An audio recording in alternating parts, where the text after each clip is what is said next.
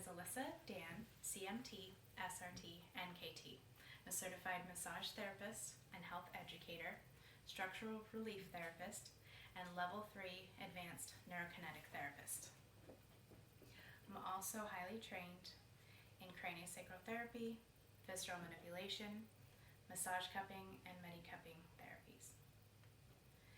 I am the owner of Empowered Living, Advanced Body Therapy, Sonoma County Family, Alternative Health and Wellness.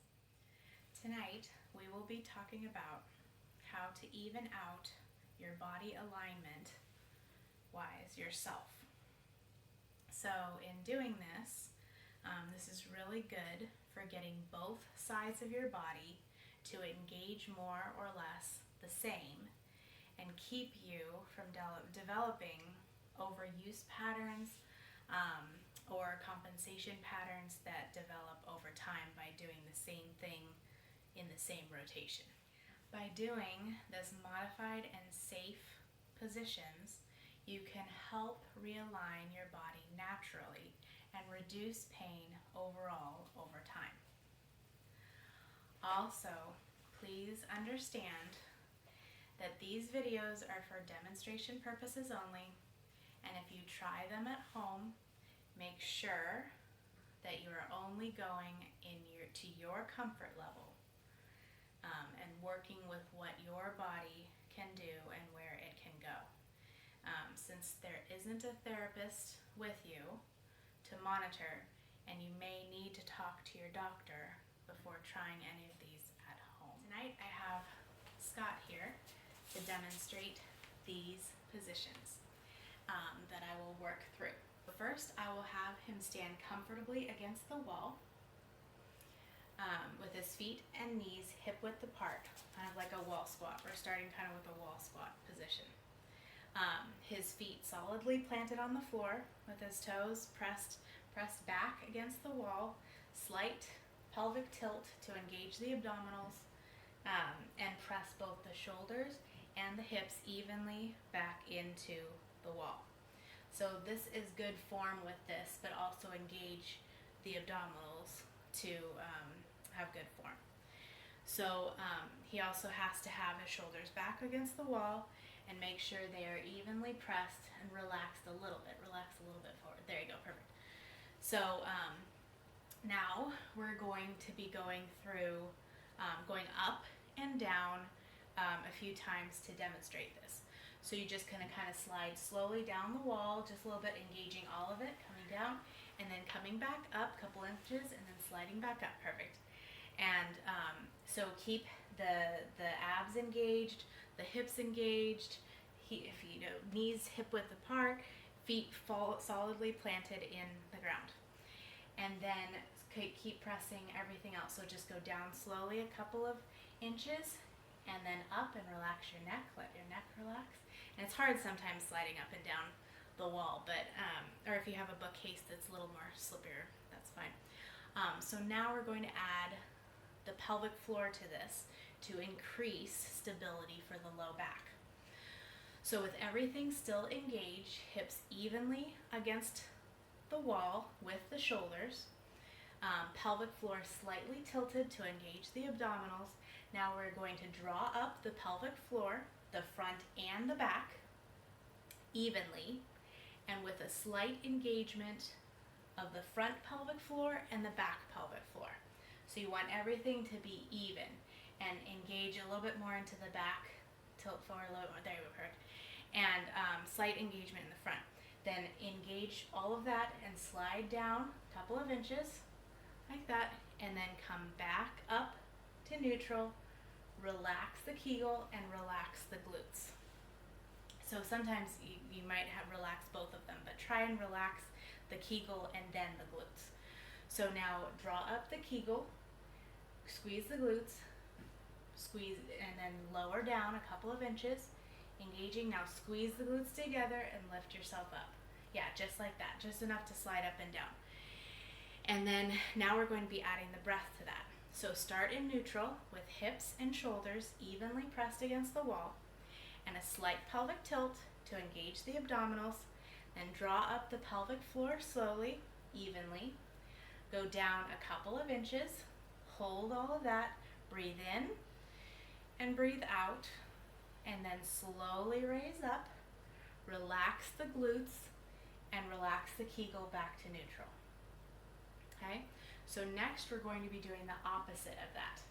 So we will actually push down, and so we're back to neutral. So we'll start in neutral with the hips and shoulders evenly pressed against the wall and a slight pelvic tilt to engage the abdominals. You want to make sure all of this is locked in so that you're safe going down and up. So then gently press down on the pelvic floor. So push the pelvic floor down evenly, front and back, and then slowly go down a couple of inches. Breathe in, breathe out, slowly raise up, relax the Kegel back up to neutral, and relax the glutes. So the next position we will be utilizing, utilizing the front of the body evenly with a wall push-up modified position. So in this position, a little bit farther back with your feet, a little farther back, hands 90 degrees, elbows locked into while hips out to keep everything even. So you can also make a fist with your hands with towels in case you need a little bit more evenness versus the flat hands if your wrists or arms, but we'll do flat hands for now. Just a modification to consider if you need it as well. So you want to keep your arms against your sides, locked into your sides, and you don't want to bring your arms or hands out to the side or arms out like this because there's more of a strain pattern with that.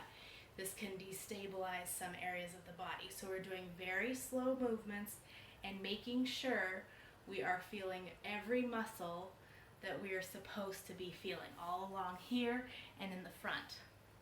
So also with the hips and the lower back, we want to make sure everything is very even and moving at the same time so that we're engaged here. It's a little bit different than a wall squat because you're having to hold this versus being pressed against the wall.